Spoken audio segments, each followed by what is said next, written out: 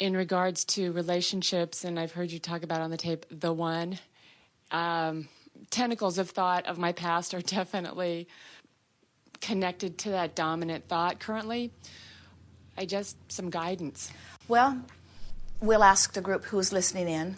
Relative to this subject of her desire, does it feel to you that she's a vibrational match to her desire, or is her dominant thought not quite yet there? It gets pretty easy when someone says the relationship that I want hasn't happened yet. Anyone who knows about the laws of the universe knows that you must not be a vibrational match to it, but you can still feel it. But in this situation, this is something that you can do something about. You do have the ability to reach for a better feeling thought in this case. In other words, you can create a virtual reality and make what you are wanting your dominant thought in this case. Again, it may be a subject that is big enough that it will take some effort, but we think this is a case where you can use your desire to get into a better feeling place to reach for the thought that feels better. Are you a vibrational match to your desire? Or is the dominant thought relative to the subject of a mate a match to your desire or more a match to what has been happening? And you say, well, it's a match to what has been happening. Right. So now, just use this new terminology. We think that it will jump you into a new place. Begin saying, when you find yourself feeling discouraged or lonely, just say to yourself, I can feel that my dominant thought, the thought that I'm practicing right now, right in this red hot minute, is not a match to my desire. Now let's see. And somebody should do something about that. Let's see. Maybe I can do something about it. We watch you. You are solution-oriented. You have never seen anyone come up with more ideas. Esther completely tore the entire inside and outside of the motorhome apart within about 5 minutes looking for something to stick in that hole. You never saw anybody with so many ideas. She had the caps off of everything, the plugs out of everything. She had a basket of possibilities that she brought to Jerry. The solutions begin coming right away. We see how eager you are for solutions, and what we're suggesting is, with the same sort of fervor to make it work, that you begin reaching for a thought that feels good, and you reach for it so often that you make it the dominant thought. We want to sort of dissolve all of that and help you to realize that it's not possible for you to get from a place that you don't want to be to a place that you do want to be. Because if you are so aware that you're in a place that you don't want to be, there's a dominant vibration about where you don't want to be. And so you have to get to the place where you're not considering where you are or even the transfer to the new place. You just have to practice being in the new place until it feels more familiar than being in the old place, until the new place is the dominant vibration. And the good news is, along the way, it's total entertainment. In other words, it can be so much fun.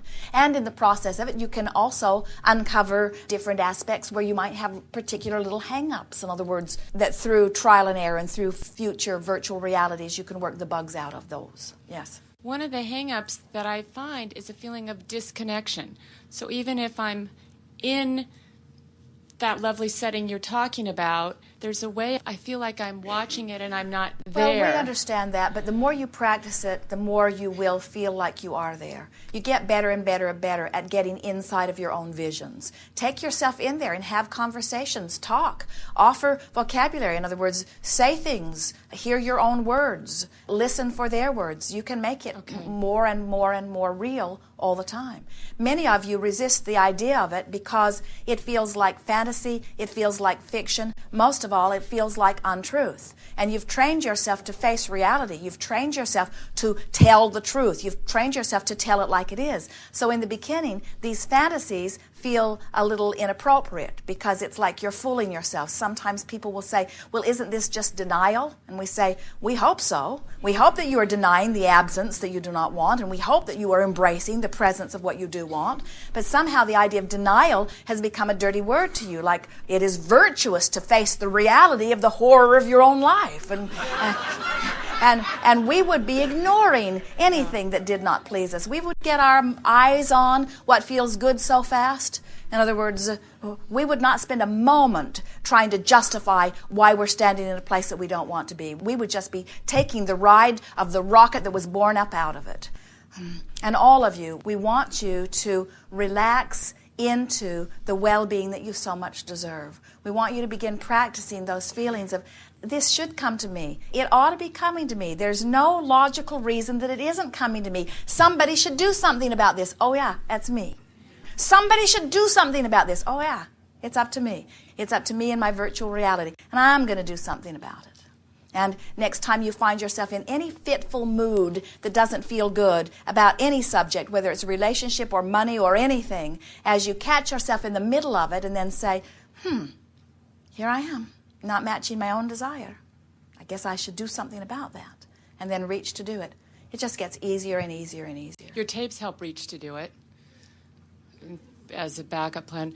Some have said, Abraham, it would be really nice if you would just sit with me and make a tape with me and then I will just listen to the tape.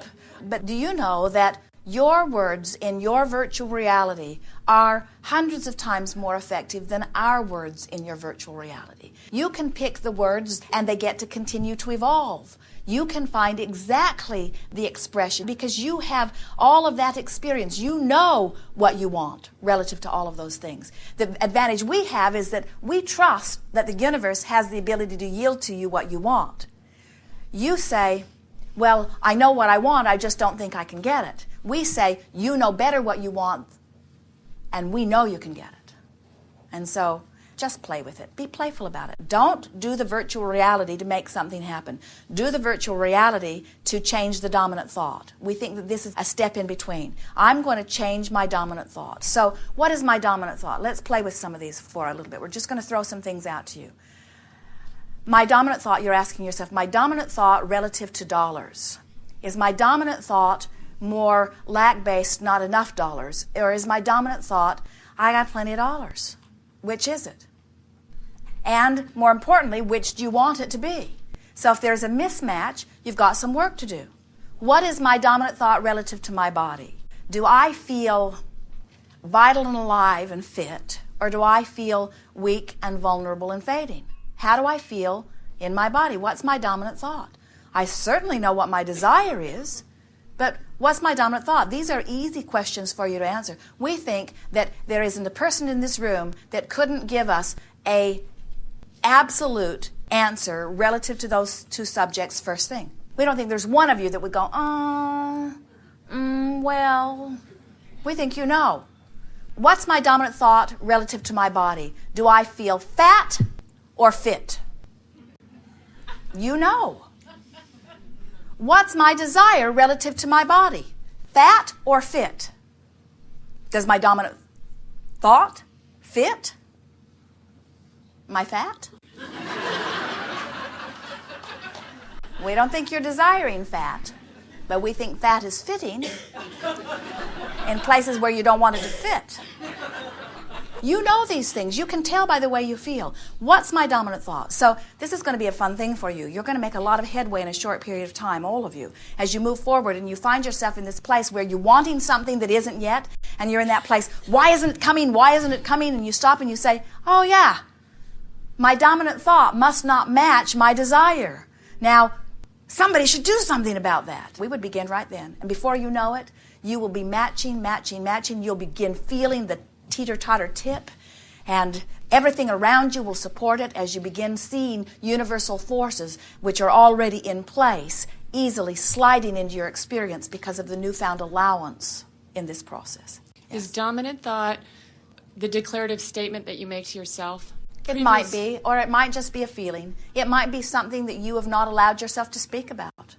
Esther watched Jerry yesterday. Once everything got moving, he did not bring up the leaving of the oil cap off. He didn't bring it up. He did not speak a word about it. And Esther almost didn't. And for a little while, Esther wondered why he wasn't talking more about it. And he was sort of traumatized. He couldn't believe he'd caused them so much trouble. But once they gained their balance, it is not something that he brought up again. In other words, and we would not talk about anything that made you feel uncomfortable while you were living it. In other words, we are only causing him a public reliving of it. Because there is so much value in it. There is so much for you to recognize in all of this. In other words, you are always molding yourselves into a better feeling place, and you will never get it done. It will never be completely finished. It will never be absolutely right. You will always have some dominant thoughts that are not a vibrational match to the newfound desire. But that is always what your work is, and it's time for you to just begin relaxing about it and not make it a personal issue of your own valor or your own value or your own integrity. It's not about any of that. It's just, how many times have I thought this thought? In other words, if you've practiced this one, that's where it's going, and that's what you're letting in. And before you know it, it tips this way. And the reason that we're demonstrating it in this powerful tipping thing is because right now, you know, even though you think thoughts of well-being and you think thoughts of not well-being, if we were to bring up 10 subjects, in every case, you know what your dominant thought is. Even if it's close, you still know what your dominant thought is. And we're wanting you to realize is the universe is responding as per your dominant thought. So if your lover is missing, your dominant thought is not upon being with your lover. Good. If you weigh 20 pounds more than you want to weigh, it is because your dominant thought is about where you are. It's easier to think about what is. We know it is. What is all around you. You can look at it. You can see it in the mirror. You can see it in the eyes of others as they look at you. In other words, we're not saying it's the easiest thing in the world to feel slender when you aren't. But you've got to make the shift vibrationally before anything in terms of physical manifestation can shift to. And everything is that way. There's not one exception to it. So frustration is definitely an emotion to look at the dominant thought and say, right now, this is one that I need a new That's what we dominant would thought. do. If you feel emotion enough that you recognize it, it's telling you there's a desire here on the table. And if the emotion is positive, it means my dominant thought is in keeping with my desire. But if the emotion is negative, it means my dominant thought relative to the subject is in a place of resistance or not letting it in. Nice, isn't it? Nice to recognize really that. good. It makes it easier. And then just be playful about it. In other words, you have all kinds of thoughts relative to all kinds of things. And bless your hearts, you've picked them up from so many places. Sometimes it was because your mother felt that way so strongly and was around you so pervasively that you just sort of picked it up by osmosis. Some of it you got from your best friend when you were 4. Some of it you get from your television. Some of it you got from someone that you only met briefly that made a really strong impression on you.